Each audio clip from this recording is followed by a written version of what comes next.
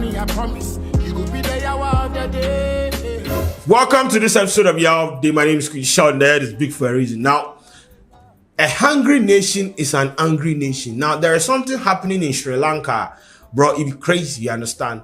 The citizens in the country, they have taken to the street to demonstrate against what? Cost of living. Like, people are living in abject poverty, and they look at their politicians, the people they voted into power.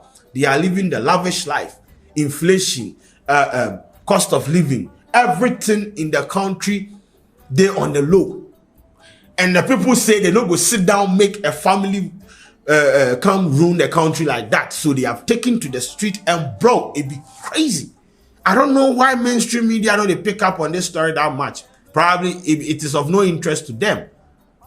But they have taken to the street. They are burning politicians, their houses. Yesterday, the Prime Minister of Sri Lanka resigned. They have sworn in a new one. People are demanding accountability from their politicians.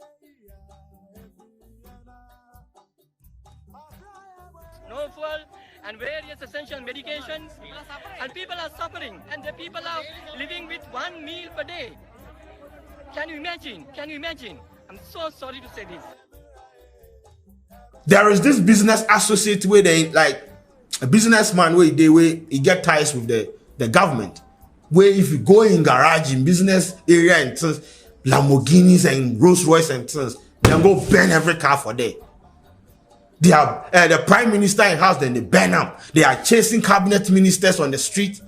Be careful. Majority of the Protests continue amid curfew after a day of full violence. As Mahinda Rajapaksa's supporters clashed with protesters, military was called in and curfew imposed. The situation only keeps getting more and more tense here. Amid the unrest, the PM stepped down. Prime Minister Mahinda Rajapaksa resigned from his post. WION was there to cover the unfolding drama, which peaked late evening as protesters torched two of the Prime Minister's residences and surrounded another one of his houses, forcing armed troops to evacuate the PM. From economic crisis to chaos and clashes, WION reporting from the heart of the action in Sri Lanka. Reporting from Gotaboga village. Of course, I don't endorse violence, but bro, and what a hungry nation is an angry nation. And you can't stifle the voice of the people. You understand?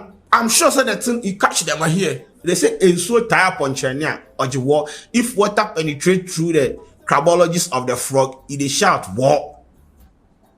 So they have taken matters into their own hands, and for the past week they've been demonstrating. Have you seen people losing that bit of hope that they have? Are they getting frustrated? Okay, this is dragging on. Gotabaya Rajapaksa is still there. Mahinda, yes, he stepped down, but the main goal is not met. The system change is also still not happening. From the people that you've been speaking to, have you got that sort of sense as well? I think that's a good question. I think we sort of stay here from morning till evening, but there have been people here who were there from day one. I think what I'm seeing here is that we've had so many achievements. We've been able to ask a corrupt governor to resign. We've been able to get the Rajapaksa regime that was covering a large number of ministerial portfolios to step down. And I think there is a sense that we are celebrating these wins, but there is a sense of there's work to be done because there's a massive ask that has not yet been met. But I think what people are realizing is the power of the citizens. We've never had a space like this. If you go into corners here, people are drinking tea and discussing the constitution of the country.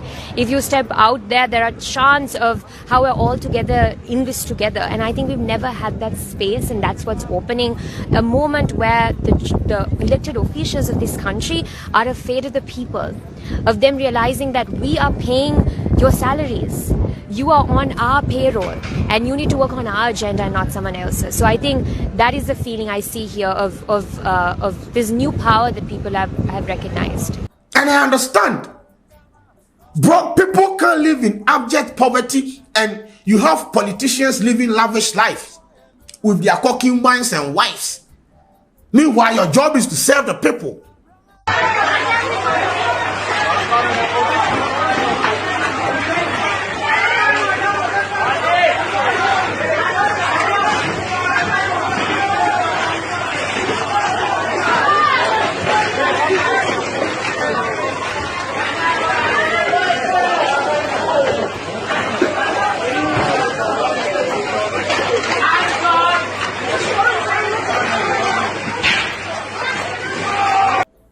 entrusted the country in the hands of a family, and Charlie, it be crazy. It be crazy. Now somebody did a thread of things that have happened in the country where the reason why they are in economic depression right now. Someone did a thread.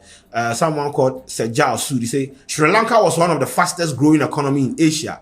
Now the country is in debt of more than 50 billion US dollars. A thread, the fall of Sri Lankan economy and the reasons behind it. Then the first one, Sri Lanka is not small. It's not some small incapable country that landed itself here.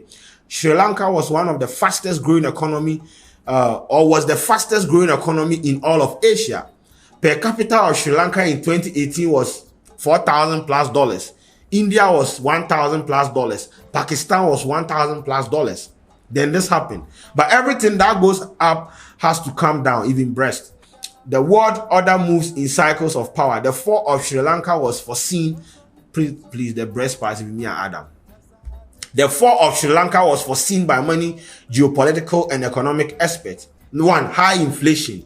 Yes, so high inflation in the country. The two is incapable leadership. Family rule Sri Lanka. They have been using the sentiment of the Sinhalese people to gain votes, but never really made good decisions for the country. Sudden pandemic. Sri Lanka cut the value-added tax by half in November 2019. Months later, the pandemic struck. With the government income left in half, it puts more pressure on the government. Then it also impacted tourism, 12% of Sri Lanka's economy. The Easter Day bombing and the pandemic together shattered the tourism industry of Sri Lanka. Untimely decisions. Imagine a country take this decision, 100% organic farming in the country, tax cuts by half, easier to trade, blah, blah, blah, blah, blah. So a whole lot of things. Yeah, so in summary, high inflation, incapable leadership, sudden pandemic, untimely decisions, debt traps. These and many more have contributed to the fall of the Sri Lankan economy. And people are living in abject poverty. A common dencroft. And so they have taken to street now. When you see videos, you see pictures, bro, it be crazy, man. And they are targeting the politicians, the rich people that have benefited from the loot and share. And the military and the police people, they can't control them. Because people, okay, see, it be something simple, bro. The citizens, they know they demand a lot of things. They demand something where it will make them lives comfortable. So when you get to a point where people, they feel like, bro, even the small things self where these people do for us, they don't want to give you now. Then go strike. And when they strike, it is over. The president there is still there on the seat. The prime minister has resigned. They've sworn a new person in. I don't see this stopping them from protesting. Things that happen for the country, crazy. I know mention a country name, but make them take you from this standard of living, cost of living, bro. Accommodate the boys into the you be share.